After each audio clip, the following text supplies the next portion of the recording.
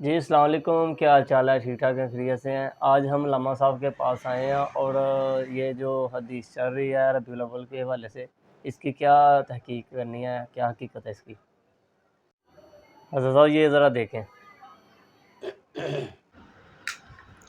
بسم اللہ الرحمن الرحیم۔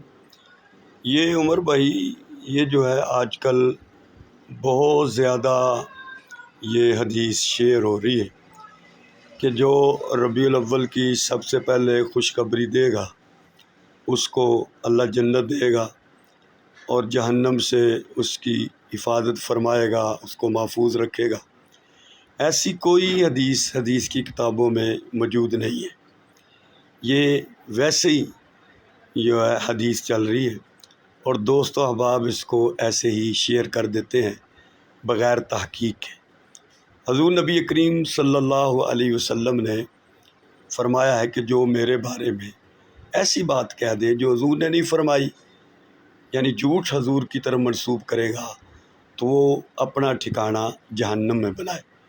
تو ہمیں بات کہنے سے، شیئر کرنے سے پہلے اس کی تحقیق ضرور کر لینی چاہیے، علماء سے پوچھ لینا چاہیے، اور علماء سے جب تحقیق کریں تو اس کو شیئر کریں گے تو ایسی بات شیئر کرنے پر آپ کو ثواب ہوگا۔